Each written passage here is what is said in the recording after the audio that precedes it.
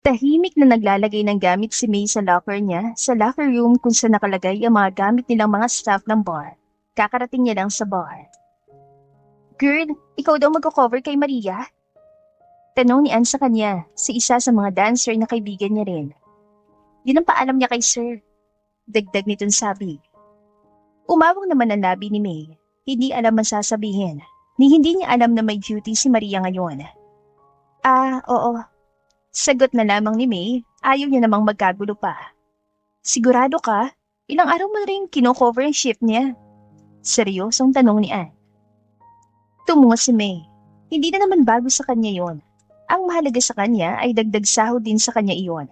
Nakakapagod pero kailangan niya lalo pa siya na lang ang bumubuhay sa kanila na magkapatid. Sige, kailangan na ng tao sa labas. Utos ni Anne.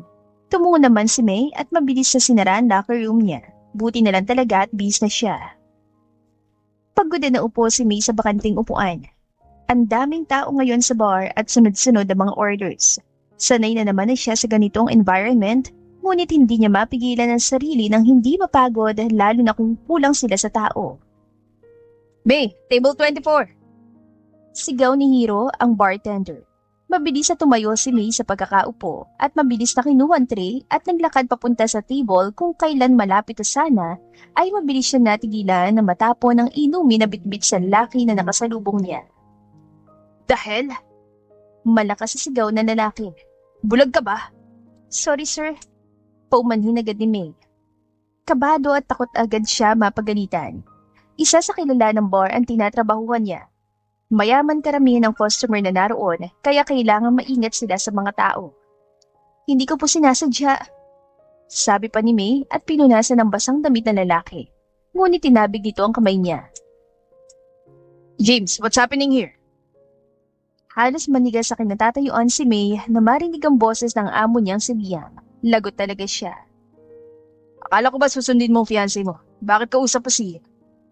Hindi natapos si Liam ang sasabihin nang pangunahan siya ni May.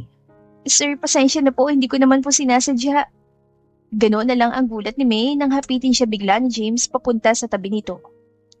She's my fiancé. Pakilala ni James bigla. Nalaki naman ang mga mata ni May, gulat na gulat, hindi niya alam ang sasabihin. Hindi ko alam na nagtatrabaho pala siya sa bar. Ngayon ko lang nalaman na dito pala siya nagtatrabaho.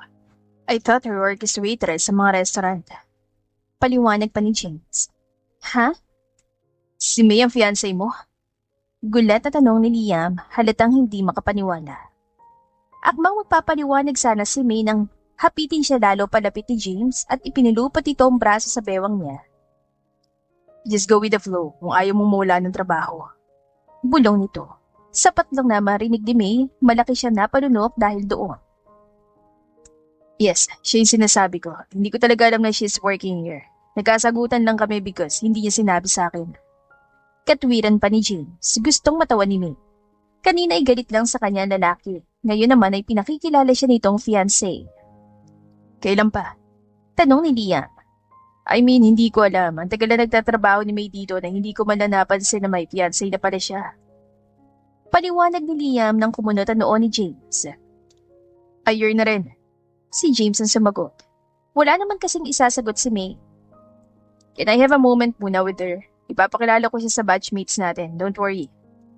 Paalala ni James sa kaibigan. Tumungo naman si Liam at ngumiti kay May. Halata sa itsura nito na marami pa nitong tanong. Nang umadi si Liam, ay mabilis binitawan ni James ang bewang ni May at hinawakan ito sa kamay at hinila sa madilim na parte ng bar. Teka nga, sir. Inis sa reklamo ni May at inalis ang pagkakahawak nito sa kanya. Ano bang meron? Ano bang pinagsasasabi mo kanina, sir? Sunod-sunod na tanong ni May. Gulong-gulo talaga siya. May kasalanan ka pa sa akin. Mariin na sabi ni James. Kaibigan kong boss mo, baka gusto mong mawala ng trabaho. Pagbabanta nito, ngumuso naman si May. Sir, huwag naman. Parang bata niyang ungot. Explain mo kasi, naguguluhan ako. Hindi na ako nagsalita kanina. My ex-girlfriend left and reject my proposal. Kuwento ni James, nagulat naman si May dahil doon.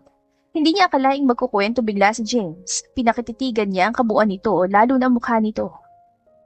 Matangkad, guwapo, matipuno at halatang mayaman na lalaki si James.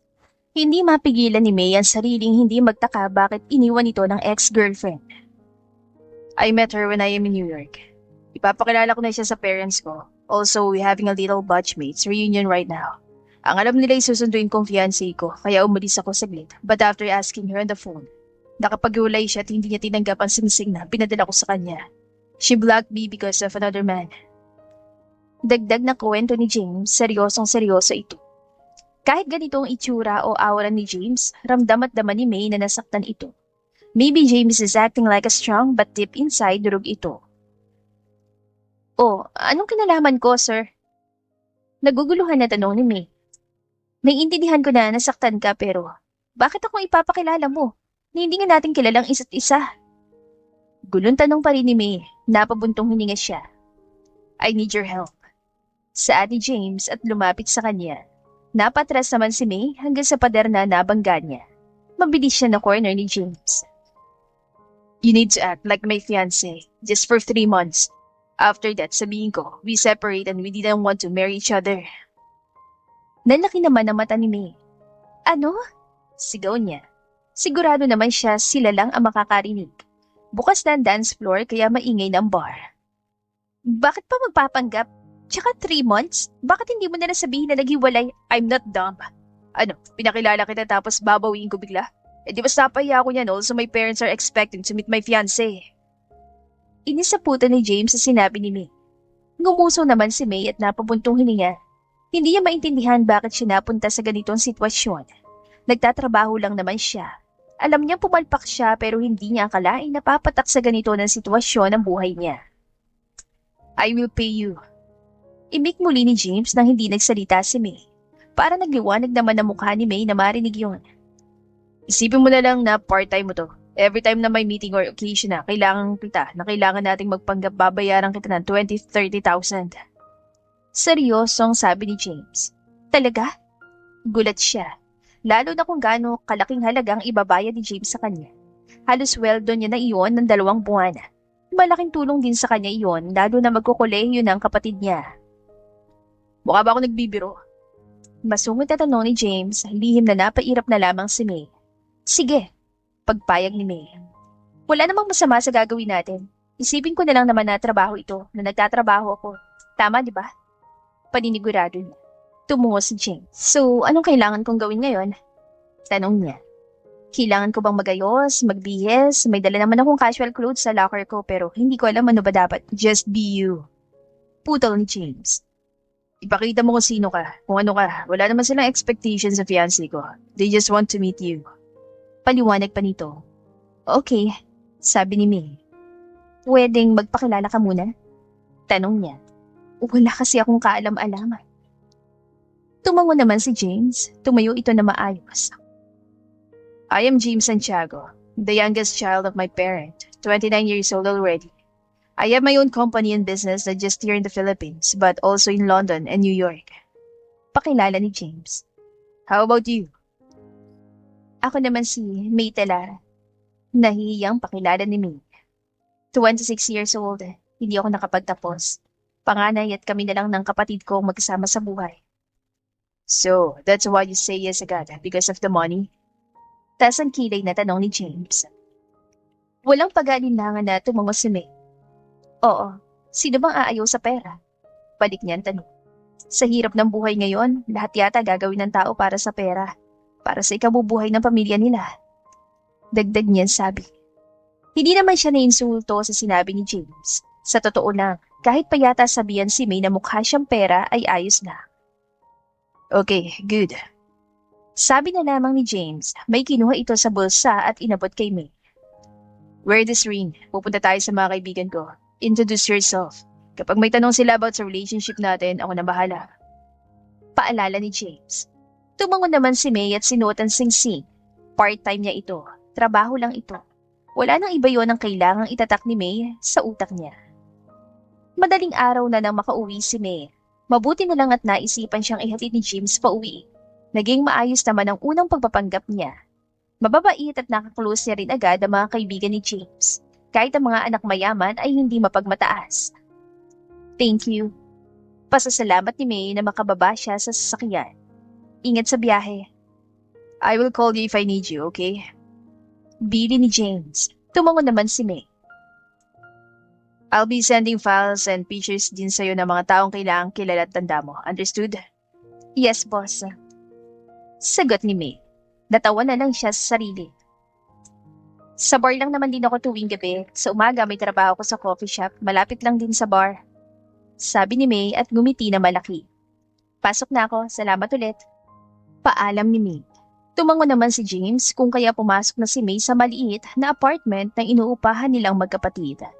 Pagkapasok niya, sa kanya lang narinig ang pag-alis sa sasakyan. Oh, gising ka pa. Gulat na sa ni May na makita ang kapatid na si Yana na nakaupo sa sofa nila. Extra project, ate. Hindi kasi ako makakanta ng field trip. Sagot ni Yana sa kanya.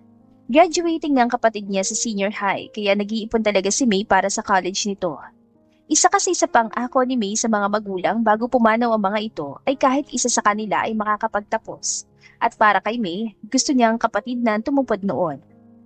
Gustuhin man niyang matapos, ngunit hindi muna sa ngayon. Huwag mo nang gawin yan. Tutol ni May sa kapatid. Kunato naman siyang tinignan nito. Mabilis kinuha ni May ang wallet at nalabas ng 5,000. Binayaran siya ngayon ni James ng 10,000. Oh, pambayad mo. Ang sukle, ibili mo ng kamakailangan mo. Umiling naman si Yana. Nako, huwag na ate. Kaya ko naman gawin ang mga ito. At saka ayoko nang gumastos. Sige na.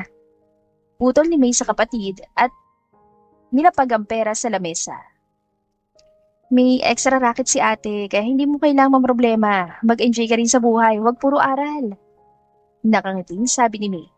Naiiyak naman siyang tinignan ng kapatid. Thank you ate. Ngumiti naman si May. Okay lang yun, ano ka ba? Anya. Alam mo, may crush na ako. Pag-iiba niya ng usapan. Tinawanan agad siya ni Yana. Ate, tanda mo na. Anong crush ka pa nalalaman dyan? Natatawang sabi ni Yana na pailing-iling pa ito. Pabirong umirap naman si May. Basta, gwapo. Mabait naman pero masungit tsaka crush lang kasi bawal lumanin. Bakit naman? Tanong ni Yana. Kaka-break lang. Matagal mag-move on. May mahal pang iba. Simpleng sagot ni May at nagkibit-balikan. Wala namang masama kung crush niya si James. Sige na, magpahinga ka na. Magpapahinga na rin ako. Utos ni May at pumunta sa sarili niyang kwarto. Halo-halong emosyon ang naramdaman niya ngayong gabi. Hindi tuloy alam ni May kung magiging masaya ba siya o maguguluhan. Ang mahalaga ngayon para sa kanya ay hindi siya problema sa pera. Halos 1 buwan na lumipas at 1 linggo yatang lumbay si May. Nakakausap naman niya si James sa textan ko ngunit hindi niya ito nakita ng 1 linggo. Naaral na rin niya tungkol sa pamilya nito. Ilang beses na rin sila lumabas. Nakasama na rin siya sa business trip nito kung saan pinakilala rin siya nito sa mga business partner nito. Doon niya nang nalaman na napakayaman at influential pala talaga ang pamilya ni James. May 2 itong ate na nagmamay-ari din ng mga sikat na businesses sa Pilipinas, pati sa ibang bansa. Habang may-ari naman ng oil company ang magulang nito, kaya hindi din siya nagtaka na sobrang yaman talaga ng pamilya ng mayroon si James. Nahihiya tuloy siya at kinakabahan oras na magkakilala na sila. Kung kay James ayos na siya nakakasundunan niya, ewan niya pagdating sa pamilya nito. Base naman sa mga nabasa niya ay mabait ang pamilya Santiago. Pauwi pa lang ang mga ito galing Italy kaya ngayon pa lang ito makikilala ni May. Ganoon na ng kabilis na buhayan si May nang bumukas ang pintuan ng coffee shop at pumasok si James. May kasama nitong 2 tao, isang babae at lalaki. Kita niya rin ang gulat sa mata ni James na makita siya.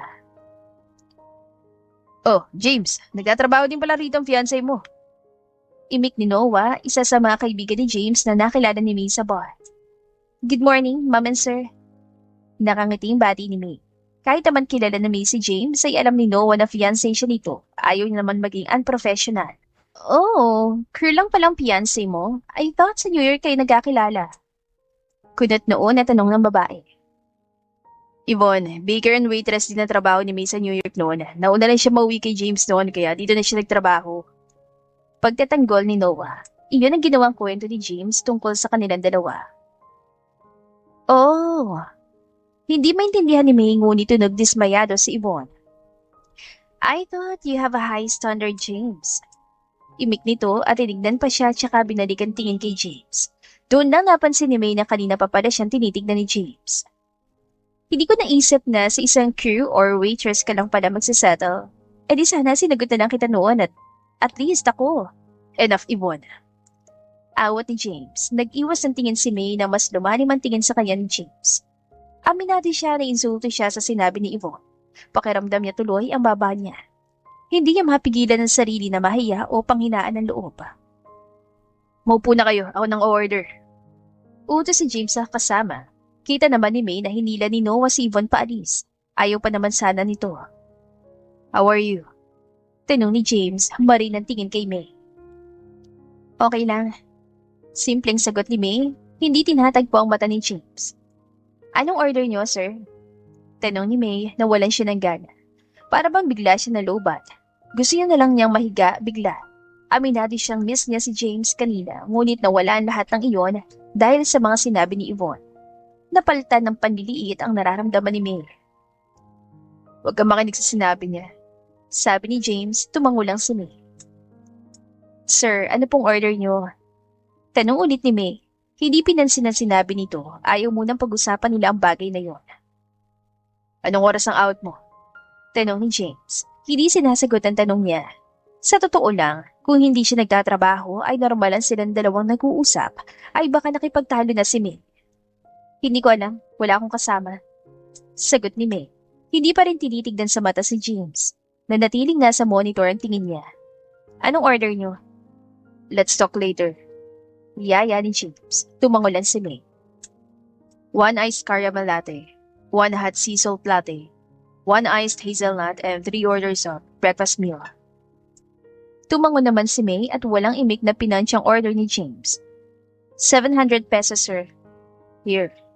Imik ni James at nagabot ng 1,000. Keep the change. Anya pa at umalis sa unahan niya.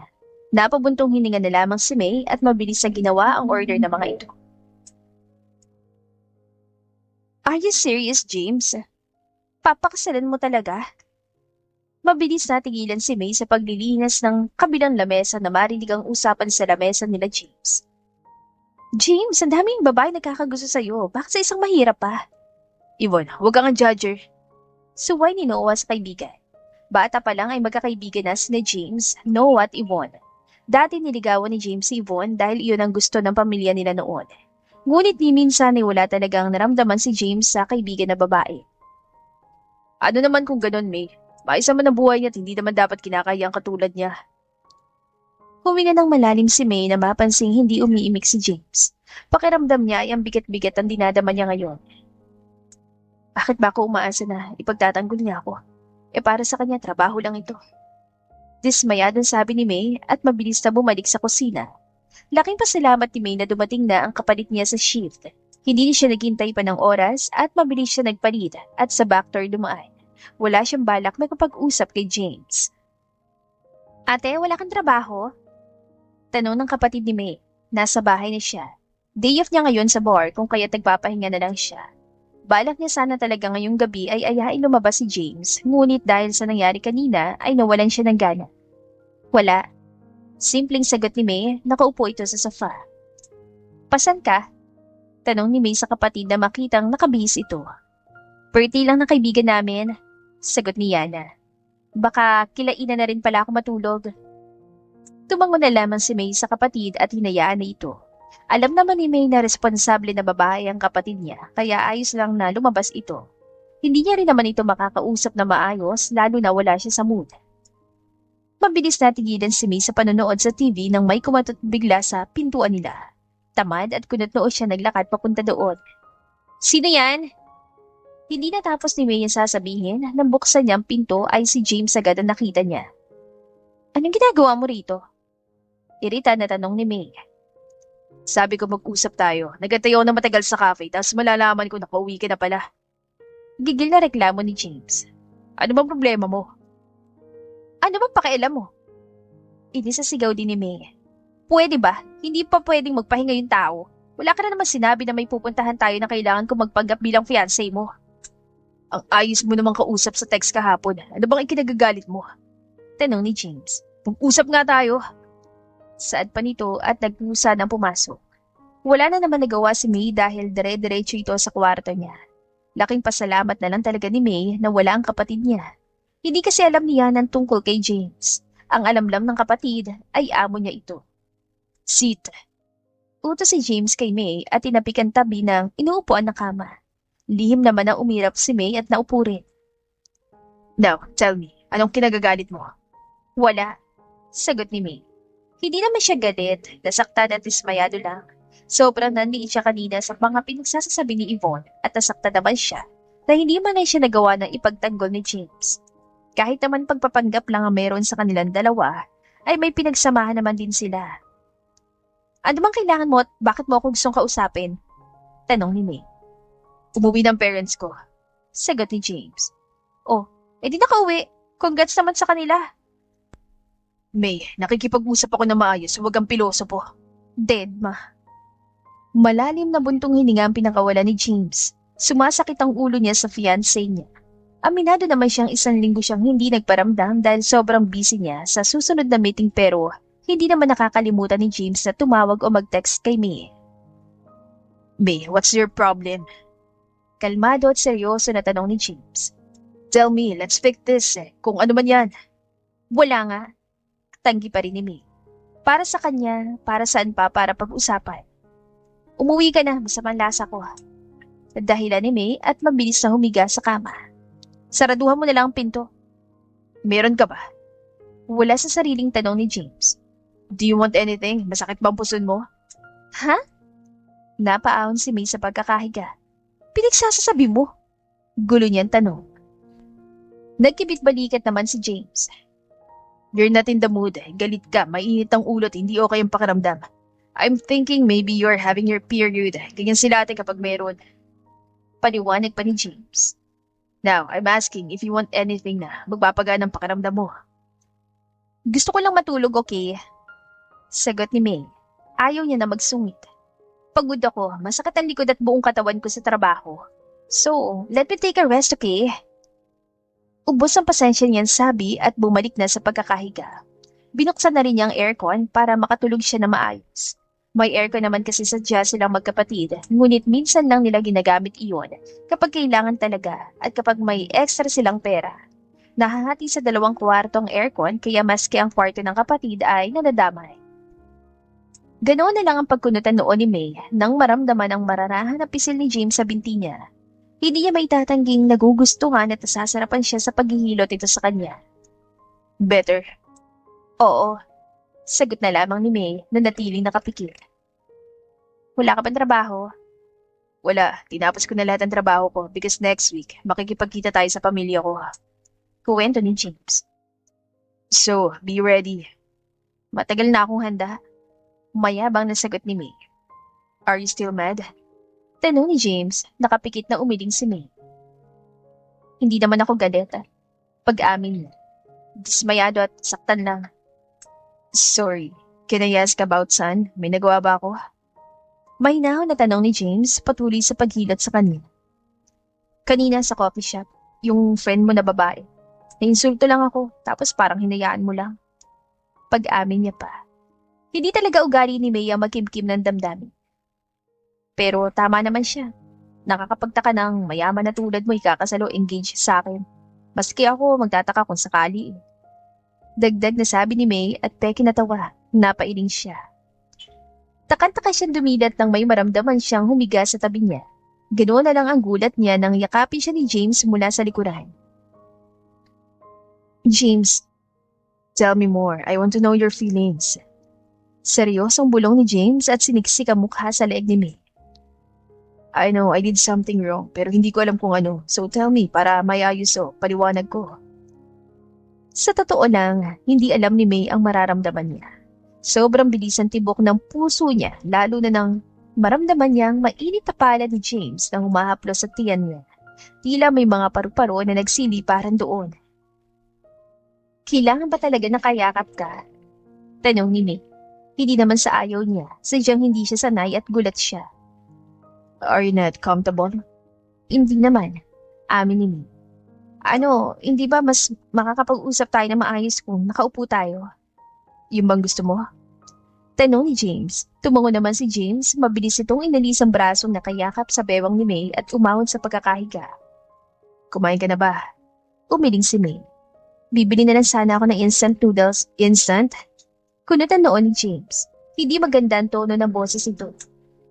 Why? Wala ka na bang money? Naubos na ba yung binayad meron? Putol ni May at bumuntong hininga. Wala akong ganang kumain kaya noodles na lang bala kong kainin. Why? Gawa ba sa kasalanan ko? Seryosong tanong ni James. Kudot pa rin na noo. Hindi naman alam ni May ang isasagot dahil hindi niya sigurado kung dahil ba talaga roon kaya siya nawala ng gana. Let's go. Yaya ni James nang hindi siya sumagot. Hinawakan nito ang kamay niya at hinila palabas sa bahay nila. Teka! Awat ni May, ngunit wala na siya nagawa nang isakay na siya ni James sa kanyang sasakyan. Si James pa mismo nagsara ng bahay nila. Pasan ba tayo? Kaya kita gustong kausap. Because I want to invite you to a date. Seryosong sagot ni James. Nakaupo na ito sa driver's seat. Plus, pag-uusapan natin ang meet-up natin sa parents ko. Birthday ni Daddy next week and they invited you to come. Paliwanag pa ni James at nilingon siya. Now, tell me, bakit wala ka sa mood? Bakit ka umalis nang walang paalam? Ayoko na magde-date tayo nang wala sa mood or galit ka sa akin. Dire-diretso na sabi ni James. Napanguso naman si May at napabuntong hininga na lamang. Wala naman siya magagawa kundi yan sabihin na. Nanliit lang ako kanina sa sinabi ng kaibigan mo tapos parang hinayaan mo lang siyang insultuhin ako. Nasaktan ako doon pero pakiramdam ko wala akong karapatang magreklamo lalo na tama naman ang mga sinabi niya na para bang langit ka at lupa ako. Mahinahon na paliwanag ni May at dahan-dahang tinagpo ang mata ni James na ngayon ay titig na titig sa kanya. I'm sorry. Iyon agad na lumabas sa bibig ni James. Ayoko lang sadya lumaki ang gulo kanina. Sorry if I made you feel like that. Promise, I'll be better next time. Seryosong paumanhin nito. Marasa nalipat ang tingin ni May sa kamay ni James na humawak sa isang kamay niya. Kapag may mali ako nagawa o nasaktan kita, sabihin mo huwag mo sarili ng lahat Paalala nito. Okay? Napangiti naman si May at tumango. Ayos na siya ngayon. Mas gumanang nararamdaman niya nang nasabi na niyan dapat sabihin. At least ngayon, alam niyang papakinggan ni James ang side niya. Simula nagkakasama talaga sila ng madalas noon na wala ng pagiging masungit ito. Madalas ay nagkakasundo na sila at nagkakakilala na lalo. Sa isang mamahaling restaurant sila nagpunta. Hiyang-hiya pa si May dahil nakpantulog na siya na dress. Buti na lang at may hoodie si James na baon. Kailangan ba talaga na dito tayo kumain? Tanong ni May. Nahiya kasi siya. Hindi naman ito yung unang pagkakataon na kumain siya sa ganitong klaseng restaurant. Ilang beses na rin siya nadala ni James sa ganito, ngunit hindi naman niya kailangan na sa ganitong mamahaling restaurant pa siya mag-dinner. Pwede naman sa fast food na lang. It's not healthy. Sagot naman ni James na pinaghihiwa pa siya ng steak. Besides, ano masama kung dito tayo kumain? You deserve to eat like this. Napanguso naman si May at mabagal nang inuya ang pagkain. When palang birthday ng daddy mo? Tanong ni May. Kanina pa kasi silang tahimik. Anong kailangan kong gawin? Sumubo muna si James sa kinakain bago nito ibinaba ang mga hawak at uminom. Tumitig ito kay May na ngayon ay tahimik. I already told you next week it's Saturday night. Also, wala kang need gawin. Just present yourself for what you are and I'm okay with that. Tayo, okay. Sa kanila. They will not judge you. Seryosong sagot ni James.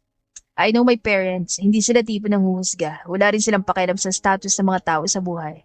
As long as you're not doing anything bad, wala silang magiging problema. Dire-diretso na paliwanag ni James. So, you don't have to worry about. Pero gusto ko mag-prepare. Sabi ni May at pinakatitigan sa mata si James. Gusto ko magmukhang presentable sa kanila. Dagdag niya pa. May pera naman ako.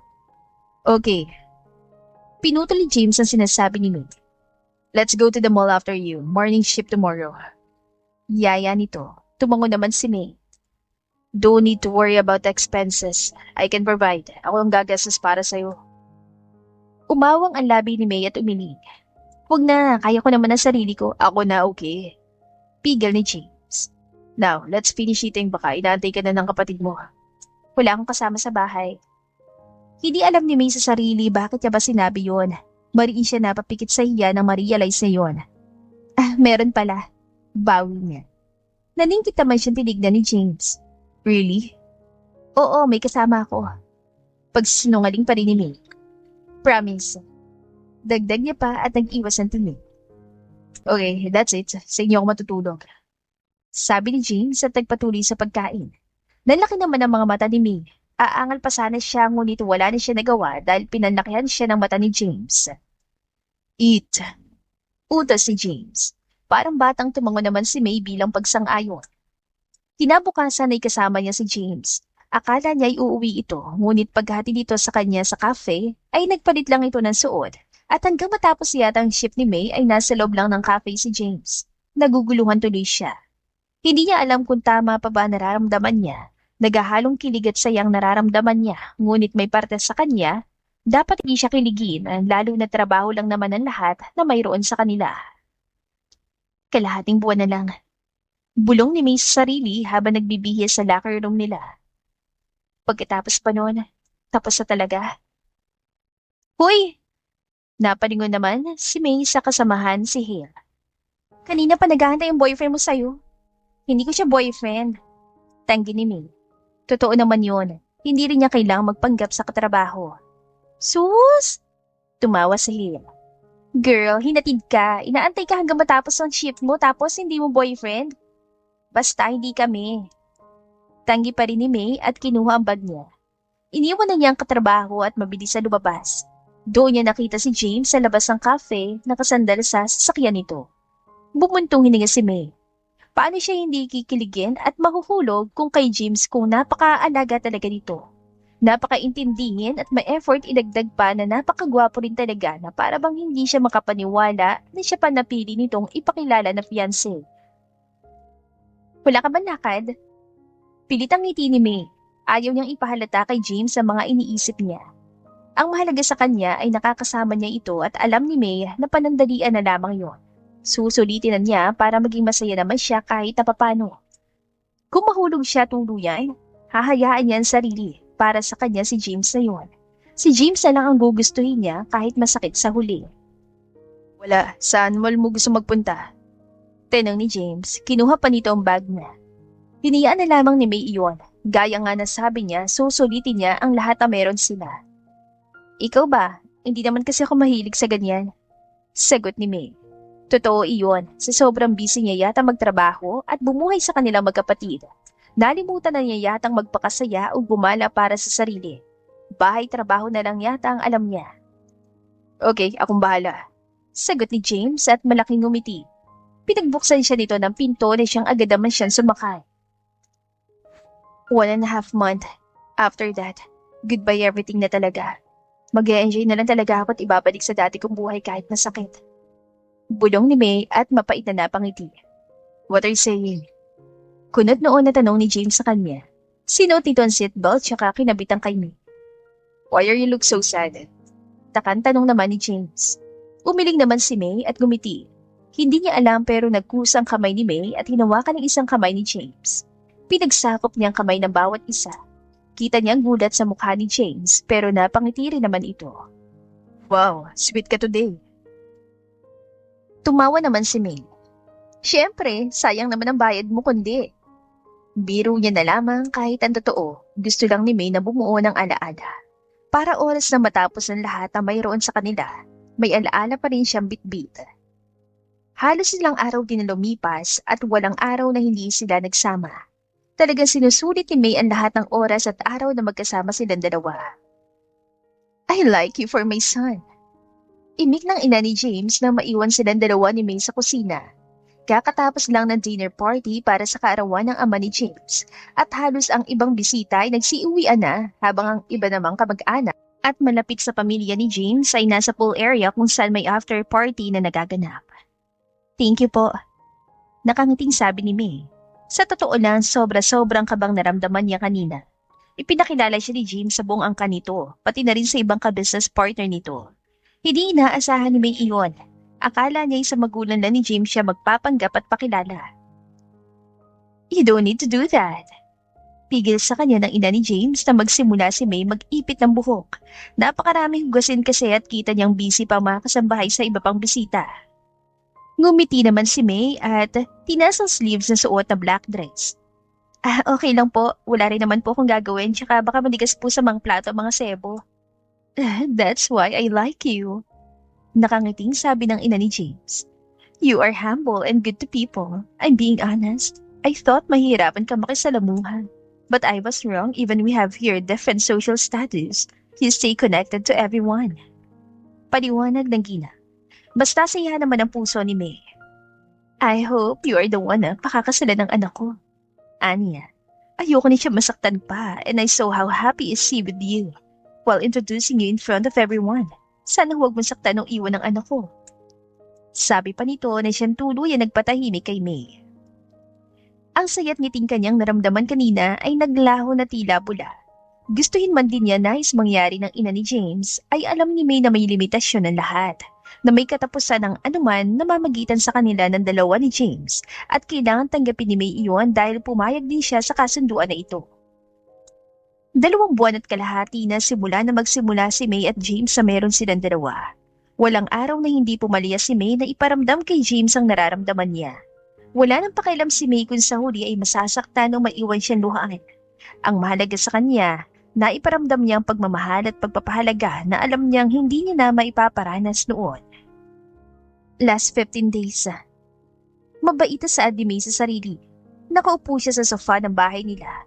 Ayaw niya muna lumabas o magpakita sa iba kahit kay James. Talagang nagpaalam siya ng 1 linggong day off para makapag-isip. Kailangan ko na masanay na wala siya. Bulong niya pang sabi. Dahil pagkatapos ng halos 2 linggo, ay tapos na silang dalawa. Kailangan niyang tanggapin iyon kahit masakit. Ang balak ni May ay siya na mismo ang tatapos. Hindi niya na maaabutan pa sa mismo saktong araw. Unahan na niya si James. Kakausapin niya magulang nito at hihingi ng tawad. Nagsisisi siya nagsinungaling siya, ngunit hindi pagsisisihan ni May na nagmahal siya. Ate, okay ka lang ba? Nag-aalalang tanong ng kapatid ni May sa kanya. May tanong ako. Ano yon? Kunot noon tanong ni Yana at naupo sa tabi ng kapatid. Ate, sa totoo lang, naririnig kong iyak mo. Ano ba nangyari sa'yo? Sunod-sunod na sabi ni Yana. Nag-aalala na kasi siya sa kapatid. Mapait naman ang umiti at bumuntong hininga. Nagmahal ka na ba? Seryoso niyan tanong. Dahil sa totoo lang, ngayon lang naramdaman ni May ang pagbahal. Kaya grabing sakit ang nararamdaman niya. Kung kailan pinili niya ang sarili sa kasiyahan siya nagbigay din ng sakit sa kanya. Ayaw niyang iwan si James. Ayaw niya magpanggap lang na sila pero dahil kailangan niyang panindigan ng mga sinabi niya, wala siyang magagawa.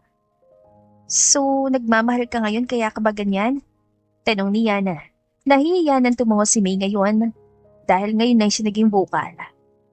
Bakit ka nasasaktan kung ganong nagmamahal ka pala? Hindi naman niya ako mahal. Simpleng sagot ni May. Ako lang nagmamahal. Dagdag niya pa. Napabuntong hininga naman si Yana dahil sa sinabi ng kapatid. Yung lalaki ba na naghahatid sa ilagi ate ang tinutukoy mo? Napakunatan noon ni May. Hindi niya alam na nakikita pala iyon ng kapatid. Minsan din ay hindi niya nabanggit sa kapatid ang tungkol sa kanila ni James. Paano mo nasabi ikaw lang nagmamahal? Kapag nakikita ko naman kayong dalawa, ang saya-saya niyo na para bang kayo lang ang tao sa mundo. Takan sabi ni Yana. Ate, baka ikaw lang nag-iisip niyan. Umiling si May. Alam niyang pinagagaan lang ng kapatid niya nararamdaman niya. Unexpected fiancé niya lang ako. Trabaho lang lahat. At matatapos na rin ang usapan namin ngayong 2 linggo na lang at ayoko na masaktan. Kung kaya't pangungunahan ko na. Ako na mismo ang aalis at iiwan siya. Malungkot na paliwanag ni May. Masakit para sa kanya. Sobra-sobrang napamahal na siya kay James pati sa pamilya nito. Alam ni May na maaaring magalit sa kanyang ina ni James, ngunit tatanggapin niya lahat ng iyon, lalo nang alam ni May sa sariling kasalanan din naman niya. Kinabukasan ay tinawagan niya si James. Ngayon niya balak huling makipagkita kay James bago siya magpaalam at umamin sa mga magulang nito. We can eat outside. Sabi ni James, nasa kondo sila nito ngayon. Gusto ni May pagluto ito kahit sa huling pagkakataon lang. Hindi mo na kailangan magluto, mapapagod ka pa. Umiling naman si May at ngumiti. Ipinagpatuloy niyang paghihiwa ng mga sangkap. Sinigang na baboy at adobong manok lang naman ang lulutuin niya. Ang sweet mo lately ah. Bulong ni James at yumakap sa likuran niya. I don't know pero kinakabahan ako. May nangyari ba? Malambing nitong tanong. Peking tumawa naman si May. Marahan niyang inihilig ang sarili sa dibdib ni James. Ayaw mo ba? Gustong gusto. Gusto ko mag-effort tayo para maalala mo ko. Seryosong sabi ni May. Nagpunas at naghugas siya ng kamay at marahan na humarap kay James. Agad niyang iniyapos ang dalawang braso sa leeg nito. Gusto ko maalala mo ko lagi. Emotional yung sabi niya. Of course, ikaw lang iniisip kong babae. Ngiti-ngiti na sabi ni James. Dahan-dahan gumapang ang pala dito papunta sa dalawang pisngi ni May. I want to create more memories with you. Me too. Para maalala mo ko palagi. Iyon ang paulit-ulit na sinasabi ni May sa utak niya. Mag-iingat ka palagi. Kumunatan noon ni James at natawa. Bakit yung nagpapaalam ka?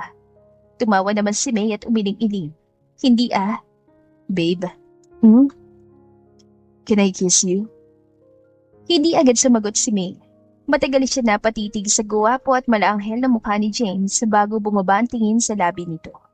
Hindi na siya nagaksaya pa ng oras at walang alinlangan na hinalikan ni May ang labi ni James.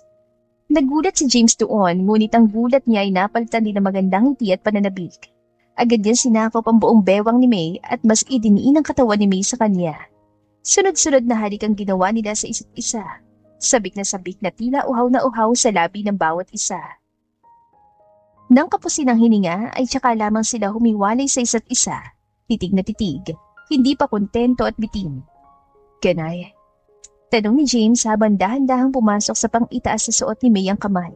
Impit na nakagat ni May ang ibabang labi at tumangutango. Wala siyang pakialam. Handa rin naman siyang ibigay lahat para kay James. Si James na mahal niya. Malakas na napasigaw si May nang buhatin siya bigla ni James at dalhin sa kwarto nito. Marahan siya itong inihiga sa kama at pumatong sa ibabaw.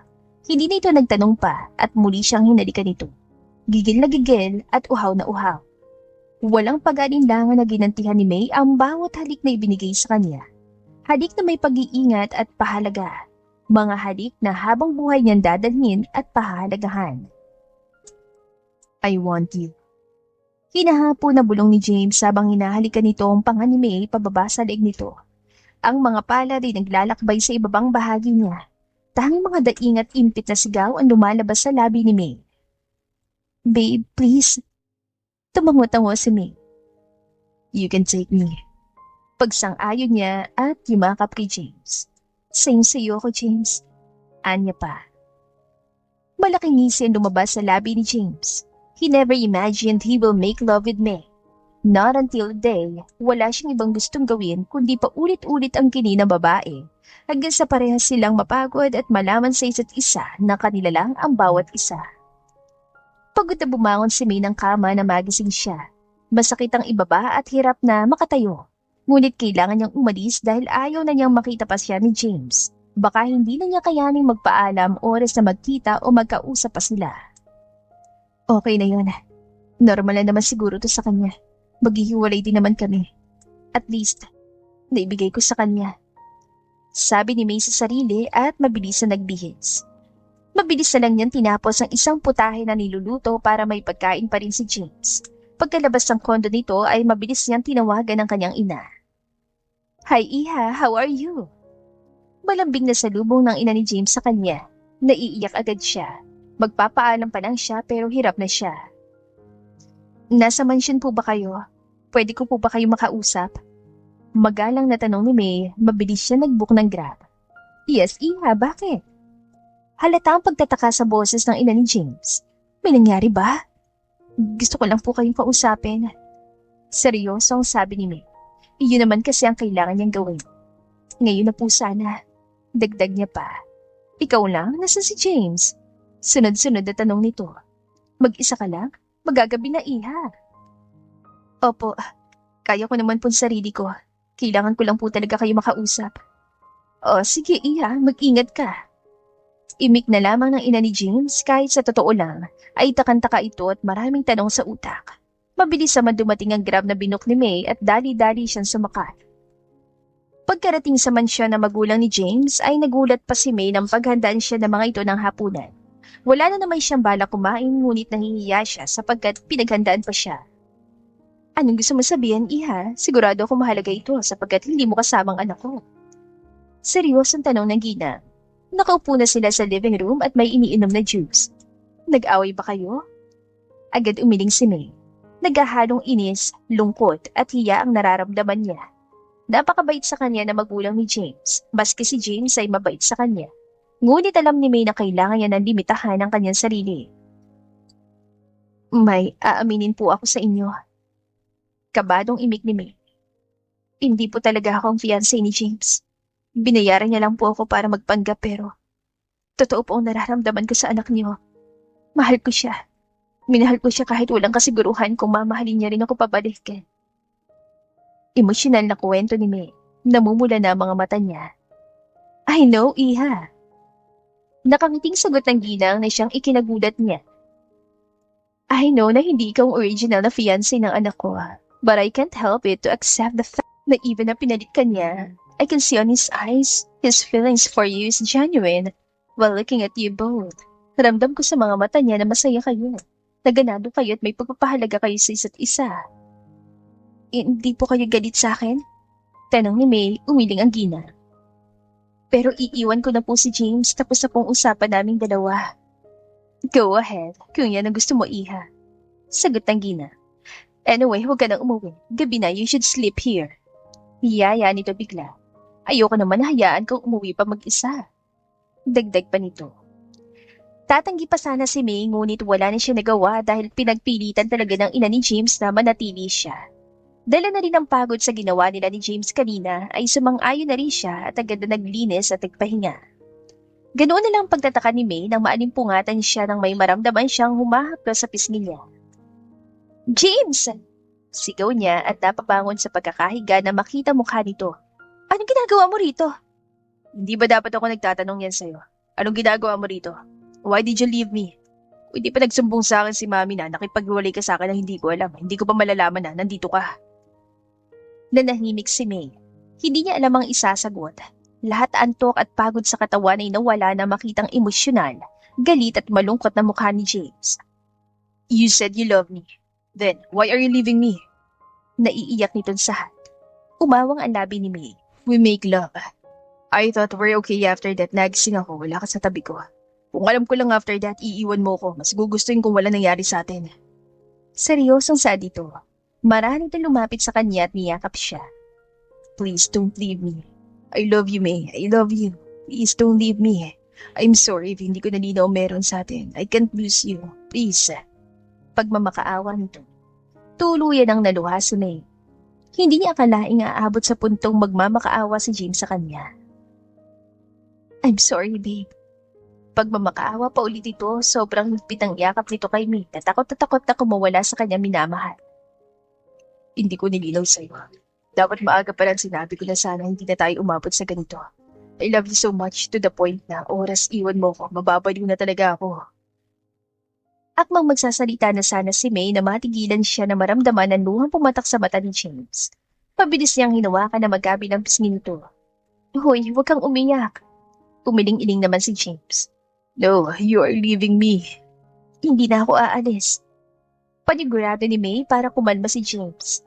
Marahan-rahan niyang hinaplo sa mukha nito. Dito lang ako, hindi kita iiwan. Promise. Promise. Natatakot ako. Pag-amin ni James, sobrang higpit pa rin ang hawak nito kay May. Akala ko mawawala ka na talaga sa akin. Hindi. Sorry, pinangunahan lang din ako ng takot at mga isipin ko. Paliwanag at pamanhin ni May. Marahan siyang yumapos kay James at ibinuon ang mukha sa leeg nito. Akala ko pagkatapos ng 3 buwan, iiwan mo na ako tapos ng lahat. Natakot ako kaya pinangunahan ko na. I'm sorry. I want to confess my feelings for you so badly pero natatakot ako na oras na umamin ako. Umayo ka na sa setup natin. But I was wrong. Sana pala maaga ko nang sinabi sa'yo para hindi na tayo umabot sa ganito. Bumuntungin nga si James at hinalikan ng sentido niya. I love you and I want to be with you forever. Mabilis man kung iisipin ng iba but for love is not just about the time. Love is all about the love you never expect you can feel it with someone else. Magugulat ka na lang na pamahal ka na. Malambing pa nitong sabi. Napangiti naman si May dahil doon at mas isiniksik ang sarili kay James. Huminga ng malalim si James tsaka nagsalita. You are my fiancé, real fiancé. Ikaw nang gusto kong pakasalan at walang iba. Mababaliw na yata ako kapag ikaw nawala pa sa akin. Natawa naman bahagya si May pero tumango rin bilang pagsang-ayon. I never imagined myself being a girlfriend or wife sa isang tao. Buong buhay kong kinabukasan namin ng pamilya o kapatid ko na sa utak ko. Pero dahil sa'yo, kahit papaano ginusto ko maging girlfriend o asawa ng isang lalaki. And because of you, I imagine myself as a wife and mother of your child in the future. Amin ni May. Mahal din kita, James, at hindi ako tatanggi maging fiancé mo. Ngiti pa niyan sabi. Malaki rin na napangiti si James at gigil na hinalikan ng fiancé. Both of them are so happy. They're not expecting na mahuhulog at mamahalin nila ang isa't isa. Ika nga nila kung ano pang iyong hindi inaasahan. Doon ka pa pala talaga sasaya. It's been a month since maayos si James at May ang relationship nilang dalawa. Masaya, malaya at mas maginhawa ang pagsasama nila. Mas nakikilala pa nila ang isa't isa, araw-araw at minamahal lalo. Babe, may duty ako sa bar later, hindi ako makakauwi sa kondo mo. Sabi ni May, nasa isang restaurant sila at nagla-lunch. Bukas na lang ako tutulog doon. Ngumuso naman si James sa tila bata dahilan upang matawa si May. I can wait for you. Hindi ko rin naman kaya matulog na alam kong hindi ka pa nakakauwi. Wala ka rin kasama sa bahay dahil busy ang kapatid mo sa mga school projects nila. Paliwanag ni James. 1 AM pang out ko, sabi ni May. Ayaw niya naman kasing mapagod ang fiancé niya. Baka maboard ka pa kakaantay sa akin. Nagaya din ng kaibigan ko mag-bar. Doon na lang kami para after ng work mo, diretso uwi na tayo. Ayoko mapagod ka pa mag-commute. Pamimilit pa rin ito. Tumango na lamang si May bilang pagsang-ayon. Alam niya naman na hindi papayag si James na umuwi siya mag-isa. Para hindi na sila magkagulo pa ay sumang-ayon na lamang siya. Sabay dumating si May at James sa bar. Si May dumiretso agad sa locker room para magpalit habang si James naman ay dumiretso sa mga kaibigan. James here, why not huwag ka muna mag-work? Join our table instead. Tanong ni Liam na boss ni May nang makapagbihis siya. Ngumiti naman si May at umiling. Alam niya naman na mabait ang amo sa kanya at mas bumait pa ito na malamang nito na siyang fiancé ni James ngunit ayaw niyang abusuhin yon. Okay lang sir, sagot niya. Ilang off din na nagamit ko last month kaya ayos lang sa akin. You sure? Paninigurado ni Liam. Tumango si May. Okay, but free to join our table. You are my friend's fiancé. Hindi ka na iba sa amin. Anya bago umalis at tuluyan na nagpaalam. Girl, help naman! Tawag ni Ann kay May. Dali-dali namang ibinaba ni May ang hawak na tray at pinuntahan si Ann sa backstage. Pasipar na likod ko. Utos nito. Fiancé mo yung isa sa kaibigan ni Sir, hindi ba? Tanong nito bigla. Tumango naman si May na malaki ang ngiti sa labi. Aware ka ba sa past niya? Tanong ni Ann ay siyang pinagtaka ni May. Kaklose niya si Ann ngunit never ito nakisali sa buhay niya. Oo, na hindi siya sinagot ng ex niya before. Sagot ni May. Bakit? Alam mo rin ba na bumalik ng ex niya? Tanong bigla nito. Natigilan si May tsaka marahan na umiling. Kilala mo ba kung sinong ex-girlfriend niya? Tanong muli ni Ann sa kanya. Hindi alam ni May bakit siya tinatanong nito. Anong meron? Hindi, ano bang meron? Balik na tanong ni May. Hindi niya naisip ang mga yon. Hindi niya naitanong sapagkat wala naman siyang pakialam sa mga bagay na yon. Ang mahalaga para sa kanya ang present, ang meron sa kanila ngayon ni James. His ex-girlfriend is Margaret Valdez. I'm sure kilala mong pangalan na yon. Seryosong sabi ni Ann. Natahimik si May. Hindi ko sinasabi sa'yo dahil ayoko sa inyo. I care about you, May. And I heard kanina kasi si Sir Liam na pupunta kayo si Margaret to convince her fiancé na balikan siya. Gusto ko man mga ilang matanungin si Sir, ayaw makisali lalo na't hindi naman ko kasama sa circle nila. I just can't help it because kaibigan kita and knowing they're doing something like that behind your back, hindi ko mapigilan sarili ko magsalita. Tuloy-tuloy na sabi nito. Hinawakan niya ng kamay niya. Just be ready, okay? Paalala nito. Hindi natin alam ang posibilidad na mangyari. Maaring mahal ka niya ngayon. Ngunit paano kung bumalik na ang babaeng pinangakuan niya noon ng kasal? Hindi alam ni May ang nararamdaman niya. Naghahalong takot, sakit at pagkamanhid. Gulong-gulo siya. Gusto niya maiyak dahil ang sakit isipin ang lahat ng sinabi ni Ann sa kanya. Ngunit ayaw niya rin sapagkat ayaw niya magpadala sa iniisip. Lambot na lambot si May na makalabas siya sa backstage. Naiintindihan niya naman ang concern talaga sa kanya si Ann kung kaya tagsabi ito. May, padala nga sa table 20. Utos agad sa kanya ni Hiro na makita siya nito. Kahit naguguluhan at lutang pa, ay tumungo na si May at kinuha ang tray. Nang mapansin na table iyon ng mga kaibigan ni Liam, ay inayos niya ang sarili. Napakunat pa noon ni May nang mapansing wala doon si James. Here's your order, sir. Anya at pilit ang umiti. Kilala niya mga ito, ngunit sigurado siyang hindi siya pamilyar sa mga ito na wala rin doon si Liam, kung kaya't mas lalong walang nakakakilala sa kanya. You think nagkabalikan ng dalawa? Kanina pa sila sa VIP room. Imik ni Matthew, nakita na ito ni May isang beses. You know kung gaano kamahal ni James si Margaret. I'm sure after magpaliwanag at magmakaawa ni Margaret kay James, makikipagbalikan na yun. Tumatawa pa nito sa Ann. Sinadyang bagalan ni May ang paglalapag ng mga bote ng alak at pagkain sa mesa. But engaged na si James, hindi ba? Imik pa ng isa. Kilala rin ni May iyon, ngunit hindi niya maalala ang pangalan. Chip naman yun. Imik ni Kian. Margaret is the heiress of her family. Famous model and artist pa sa ibang bansa. For sure kahit ako iiwan ng isang waitress lang kapag nakipagbalikan sa akin ng ganong ex-girlfriend ko. Mariin na napahawak si May sa isang baso. Ganoon na lang ang gulat niya na mabasag iyon sa kamay upang tignan siya ng mga tao sa mesa. Kita niya ang gulat sa mata ng mga ito na makilala siya ng mga ito. Miss, dumudugo ang kamay mo. Imik ng isang babae na nasa tabi ni Kian. Doon lang napansin ni May iyon na manidyata siya sa mga narinig. Pasensya na po, excuse me. Mabilis na paalam ni May. Dali-dali siyang umalis doon at dumiretso sa locker room. Dali-dali niyang kinuha ang jacket at hindi lang nagpalit ng suot. Kinuha niyang bag at lumabas agad. Uuwi na sana siya. Ang sakit-sakit ang mga narinig niya pero tila nagmanhid siya dahil kahit panay ang pagturo ng dugo sa kamay niyang may mga bubog ay wala siyang pakialam. May! Mabilis siya natigilan na marinig ang boses ng fiancé niya si James. Dari-daring pinilis ni May ang mga luha sa mata at itinago ang kamay na dumudugo. Babe, where are you going? Tapos na ba ang shift mo? Sunod-sunod ito ang tanong at tuluyan ang lumapit sa kanya.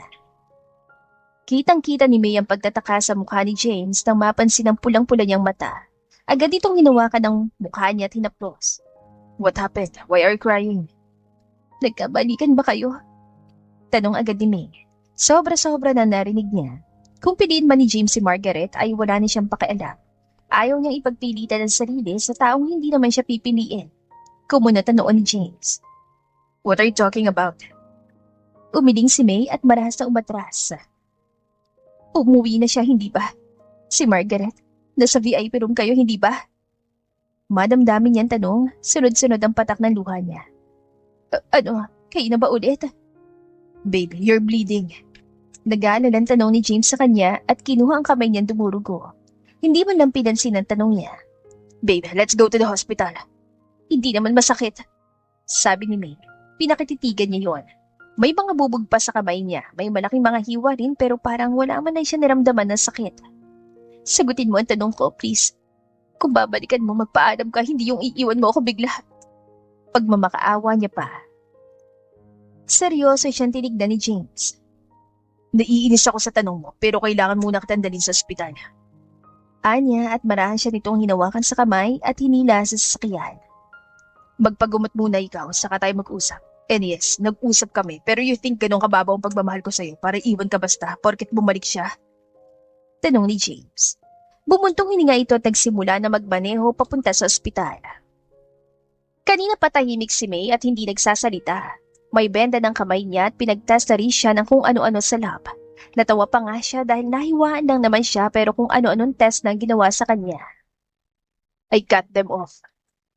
Imik ni James sa silang dalawa na lang ang nasa loob ng hospital room. I reviewed the CCTV camera. Nabasag mong basa sa mismong padet mo. I'm sorry. I heard what they said. Sinumbong sa akin ng babae ni Kian. I didn't know, babe. Nagsusumamo na paliwanag dito. Marahan ito naupo sa tabi ni May at hinawakan ng isang kamay nito. She was there. She wants to talk. I gave what she wants pero hindi ako nakipagbalikan. Hindi ko siya pinili dahil hindi ko kailangang mamili dahil wala nang pagpipilian dahil ikaw lang. Titig na titig si May sa mukha ni James. Lungkot, inis at sakit na nakikita niya rito. Lalo na sa mga mata nito. I cut them off. Ayoko na mga sinabi nila. You're not cheap, you're so precious especially for me. Babe, I love you more than anyone. Bakit kita ipagpapalit sa iba? Tanong pa nito at marana hinalikan ang likod ng palad niya. Tila natauhan naman si May. Nawala ang lahat ng iniisip niya. Tila naging kalmadong isip at puso niya dahil doon. Babe, naiinis ako dahil hindi ko akalain na may assurance I gave to you was not enough. Na naiisip mo pa rin na magagawa kitang iwan o ipagpalit sa iba. Napakiramdam ko ang babaw ng pagmamahal ko sa'yo. Na you think my love for you wasn't enough to make you feel the peace I want you to feel. Emosyonal na sabi ni James. Paulit-ulit naman na napapikit si May. Naluluha siya agad siyang dinaluhan ni James. It's okay. I understand what you feel. Huwag ka nang umiyak. Dito lang ako. Mahal na mahal kita. At hindi ako magsasawang magpaliwanag o magpaintindi sa'yo paulit-ulit para sa ikakatahimik ng puso at isipan mo. Malambing pa nito ang sabi. Mahal na mahal kita, James. Natakot lang talaga ako. Ang dami kong iniisip. Ang gulo ng isip ko. Ikaw lang una na aking minahal ko. Ayoko magmahal ng iba pa kaya natakot ako. Pasensya ka na. Paumanin ni May at yumakap sa fiancé. Huwag mo sana akong iwan dahil sa ganito kong ugali. Narinig naman ni May ang pangisi ni James. I'll never do that to you. Napangiti naman si May dahil doon.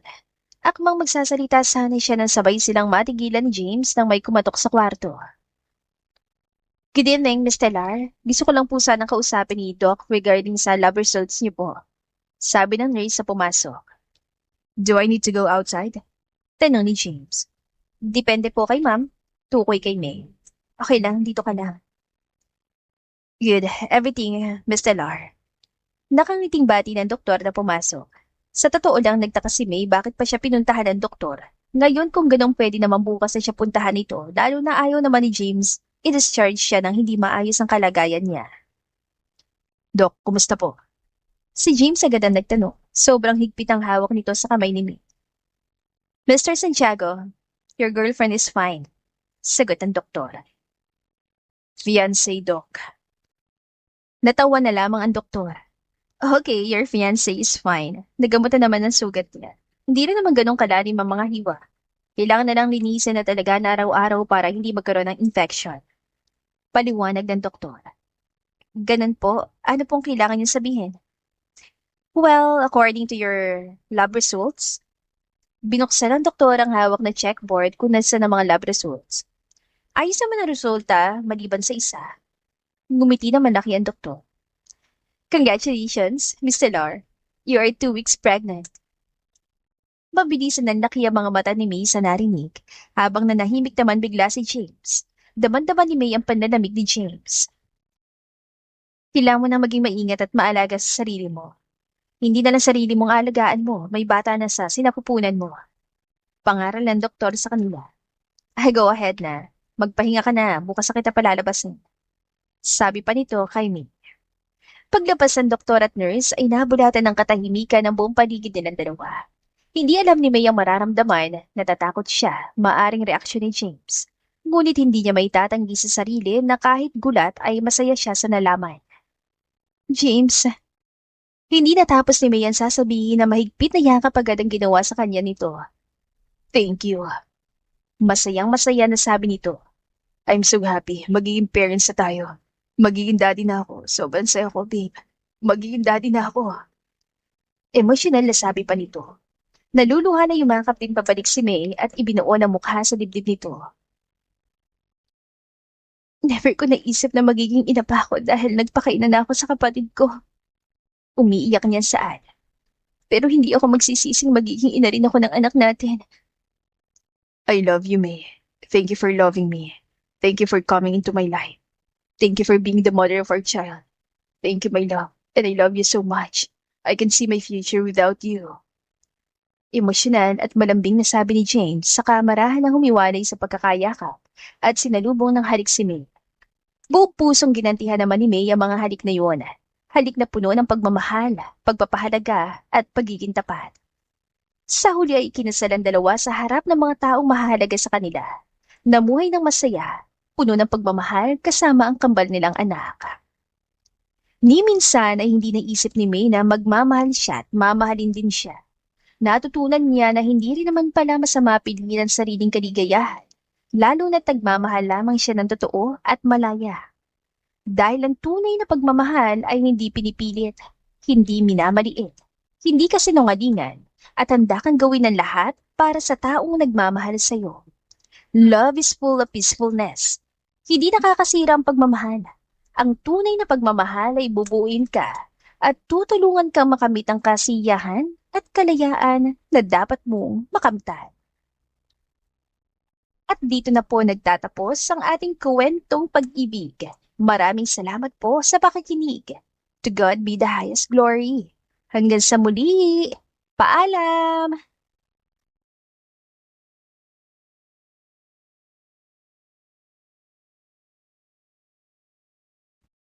Tahimik na naglalagay ng gamit si May sa locker niya